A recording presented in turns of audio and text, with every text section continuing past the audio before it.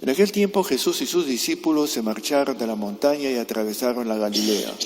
Él no quería que nadie se enterase porque iba instruyendo a sus discípulos. Les decía: el Hijo del Hombre va a ser entregado en manos de los hombres y lo matarán, y después de muerto a los 3 días resucitará. Pero ellos no entendían aquello y les daba miedo preguntarle. Llegaron a Cafarnaúm y una vez en la casa les preguntó: ¿de qué discutían por el camino? Ellos no contestaron, pues por el camino habían discutido quién era el más importante. Jesús entonces se sentó, llamó a los 12 y les dijo: quien quiera ser el primero, que sea el último de todos y el servidor de todos. Y acercándose a un niño, lo puso en medio de ellos, lo abrazó y les dijo: el que recibe a un niño como este en mi nombre, me recibe a mí. Y el que me recibe a mí, no me recibe a mí, sino al que me ha enviado. Esta es palabra del Señor.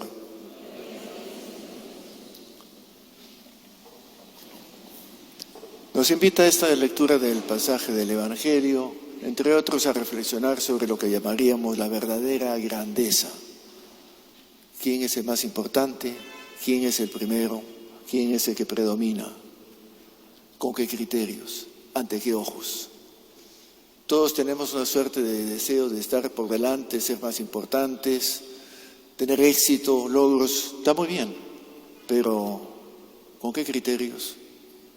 ¿Para quién? ¿Por qué? En el pasaje del Evangelio notamos que hay una contraposición para empezar. Jesús está hablando de lo que le va a suceder a él y ellos están con la cabeza en otra cosa.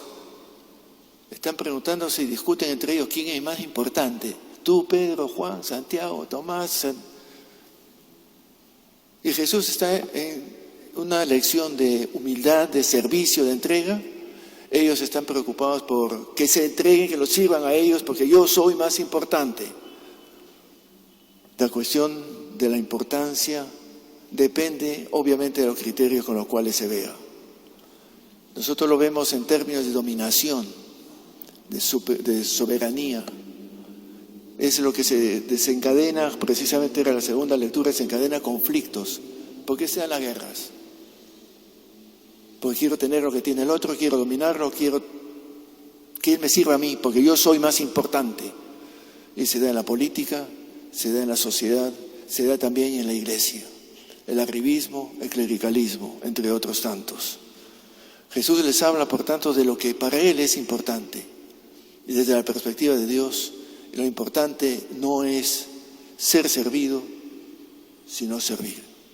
¿Qué me hace más grande, más importante? ¿Qué me hace ser digno de admiración? El servir, no el servirse. Creo que eso lo podemos notar fácilmente en nuestro entorno, en nuestro mundo en el que vivimos. ¿Para quién todo esto? Para mí, complejos de superioridad, porque vinimos calatitos y así no vamos.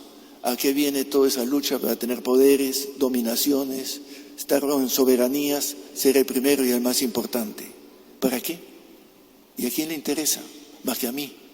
Es el egocentrismo al máximo. Jesús les habla de su destino y ellos no entienden. Nos habla a nosotros también de esto, de que lo importante en el cristianismo es ser hermano, ser acogedor, incluir, como el Papa Francisco repetía, todos están incluidos, nadie queda excluido, todos. Y aquí no hay quien sea más o quien sea menos. Es el tema del Papa Francisco en los últimos años, que se llama la sinodalidad, es decir, horizontalidad y no verticalidad, de arriba hacia abajo. Todos somos hermanos, si esto es verdad, pero me imagino que está muy bonito como poesía, pero si lo vivimos en realidad, no estoy muy seguro que sea eso un factor que nos distinga a los cristianos en particular. Primacía, si es que yo soy servidor de los otros y no hago que los otros me sirvan a mí, no lo voy a hacer daño, no lo voy a perjudicar, todo lo contrario. Y eso aparece en diferentes formas en nuestros evangelios. Recordemos en la última cena el lavatorio de los pies. Jesús es el modelo de un verdadero cristianismo, yo diría más, no cristianismo como religión, sino como estilo de vida, como actitudes frente a la vida. Ese Jesús que lava los pies. Y le dice, ustedes me dicen maestro y señor, y lo soy, Si yo soy maestro y Señor, les he dado ejemplo para que hagan ustedes lo mismo. Laven los pies, es decir, pónganse al servicio de.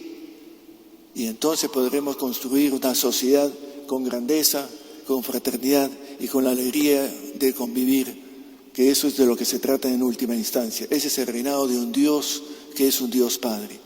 Y por si no lo hayamos captado en el Evangelio, después de que Jesús los convoca y le dice: tengan presente que quien quiera ser el primero, que se haga el último y servidor de todos. Y si no lo captaron, vaya a un ejemplo y traiga a un niño. Tenemos que tener presente que los niños antaño no tenían ningún valor. Son totalmente vulnerables, no tienen derechos. En ese mundo no es, ¡ay, los niñitos! Eso no existe ahí. Los niños no producen nada más que estorbo. Los niños no tienen, repito, valía de por sí. Son los sin valor. Ese es ese mundo, no es el nuestro, es el mundo de ellos. Y Jesús coge justamente a un niño y lo abraza. ¿Qué nos dice esa escena? Si no nos dice que justamente Jesús se solidariza con aquellos que para la sociedad no valen nada. Un niño. Estoy dispuesto a hacer lo mismo, a acoger. No quiero que me acojan a mí y quiero que me sirvan a mí. Es el tema de siempre. Es lo mismo que encontramos en el Evangelio de Mateo, en el famoso cuadro que cito con cierta frecuencia, el cuadro del juicio final. Cuando tenía hambre, ¿dónde estabas? A mí no me interesa lo demás, estás estudiando teología y haciendo tus rezos. Cuando estaba con sed, ¿tú dónde estabas? Cuando estaba desnudo, ¿dónde estabas? Cuando estaba solo, ¿dónde estabas? Porque cuando lo hicieron con ellos, conmigo lo hicieron, igual que el niño. Cuando ustedes abrazan a un niño, a una persona vulnerable, frágil, que es arrinconada por la sociedad o lo que fuera, estamos actuando a contracorriente de los valores y principios de este mundo hedonista, egoísta, individualista y tantos istas. Ese mundo nuestro. Jesús va a contracorriente, por eso no es muy popular. Ni el Papa Francisco tampoco es muy popular, entre otros factores, por ese precisamente. Porque se sienta a conversar con los musulmanes, con agnósticos y comparte la mesa con los mendigos o los enfermos o los que están en las cárceles. Y que, no, el Papa tiene que ser, por favor. ¿Cómo nos cuesta bajar ariano y acercarnos a los demás? Eso es medular del cristianismo. Por eso ese único mandamiento de amar. Mandamiento. No es opcional. No es negociable. Es mandamiento. Amar. Amar al estilo de Jesús. Darse. Sin esperar nada a cambio. Sin condiciones previas. Ni exigencias con tal de que. Totalmente gratuito. Porque es mi hermano. Es mi hermana. Es mi familia. Es aquel a quien yo debería acoger como me gustaría que me acojan a mí. Creo que basta con estas observaciones para que reflexionemos al menos un minuto y preguntémonos si servimos, preferimos que nos sirvan o estamos dispuestos a servir. Es decir, a brindarnos a los demás, a acogerlos como son, a tratar de levantarlos, caminar con ellos, ser por tanto artífices en ese sentido que era de la segunda lectura, artífices de paz, de concordia, de fraternidad. Vamos a pedir en esta Eucaristía al Señor que nos ayude a ser mejores y fieles discípulos de Jesús, a ser personas dispuestas a acercarnos a los otros gratuitamente para levantarles si están tumbados o ayudarles a ser más hermanos unos para los otros. Que así sea.